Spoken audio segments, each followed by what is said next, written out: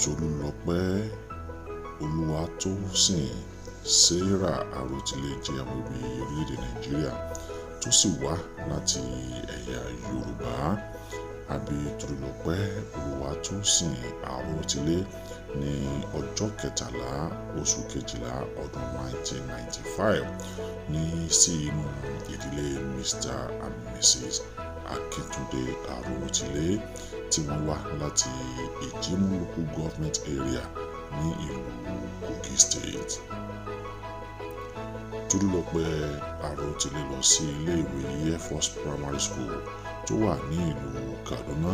láàrin ọdún 2000 sí ọdún 2005. Bẹ́ẹ̀ ni ló tún lọ sí ilé-ìwé gíga Air Force ti ìlú Kaduna bákan náà láàrin ọdún 2006 sí ọdún 2011. Ó tún wá di pé ó lọ sí ilé-ìwé gíga ti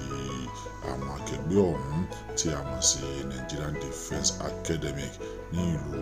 Kaduna tó sì jẹ́ ọ̀kan lára àwọn member of 64 regular courses láàrin ọdún 2012 ìyẹn September 22, 2012 níbi tí ó ti gba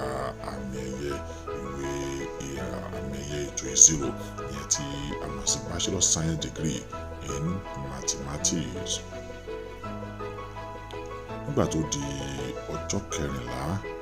oṣù kẹsàn-án ọdún 2012 òun náà ni Tolutope Arotile darapọ̀ mọ́ Nigerian Air Force tó sì jẹ́ ọ̀kan lára àwọn Defence Academy regular courses 64 níbi tí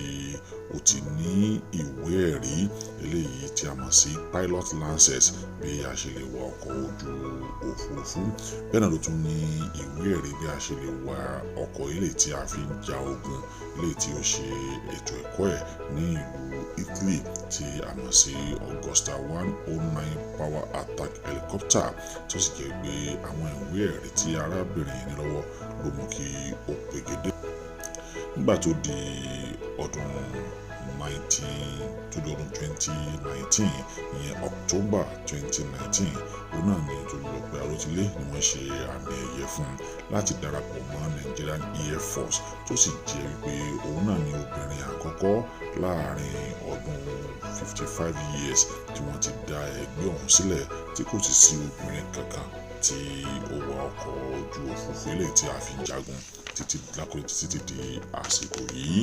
Tolutope Arotile ni obìnrin àkọ́kọ́ èyí tí ó kọ́kọ́ wa ọkọ̀ ojú òfurufú tá fi jagun tó sì jẹ́ pé òun náà ni obìnrin àkọ́kọ́ tí wọ́n kọ́ pegedé láàrin àwọn akẹgbẹ́ ẹ̀. Ṣáájú kí Tolutope Arotile tó pàdé ikú tí ó ṣekú pa ní ẹ̀ṣẹ̀ ògbèjì, Tolutope ti fi ìgbésí ayé ẹ̀jà fún orílẹ̀-èdè Nàìjíríà látàrí bí ó ṣe ń kojú Boko Haram àti àwọn agbésùmọ̀mí tó wà ní agbègbè Minna ní ìlú Nàìjíríà tó sì jẹ́ pé ọ̀pọ̀lọpọ̀ ọgbọ́n àti ìmọ̀ tí Ọlọ́run fún ọmọdébìnrin yìí òun náà ni ó fi ń jà fún orílẹ̀-èdè Nàìjíríà tó sì jẹ́ pé láàrin àwọn akẹgbẹ́ tí wọ́n jẹ́ ọkùnrin gan ó tayọ ọ̀pọ̀lọpọ̀ wọn tí ipa tí ó kó sì ní ipa tí ó ní agbára ní orílẹ̀-èdè Nàìjíríà. Ṣáájú kó tó di ọjọ́ 14 oṣù keje ọdún 2020 eléyìí tó Tolutope ṣe ìjàmbá ikú tí ó dá ẹ̀mí ẹ̀ ní ègbodò. Òun náà ni Tolutope ti bẹ̀rẹ̀ sí ní fi ipá àti agbára tó ní jà fún ilẹ̀ Nàìjíríà tó sì gba ìsinmi ọlọ́sẹ̀ kan péré tí kí ó tó di pé ó tún padà sí ojú ogun. Àkókò tí ó gba ìsinmi yìí òun náà ni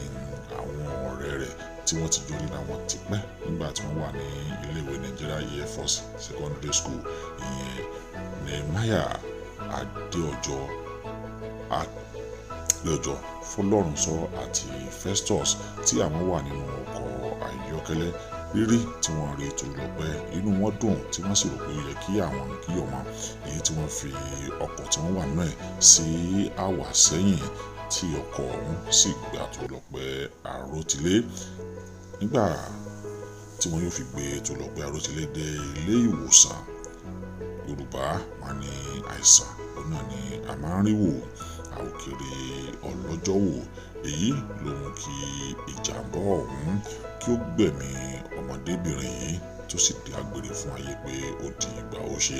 Tolutope Arotile jẹ́ ọmọ kékeré tí ó fi gbogbo ọgbọ́n àti ìmọ̀ tí Ọlọ́run fún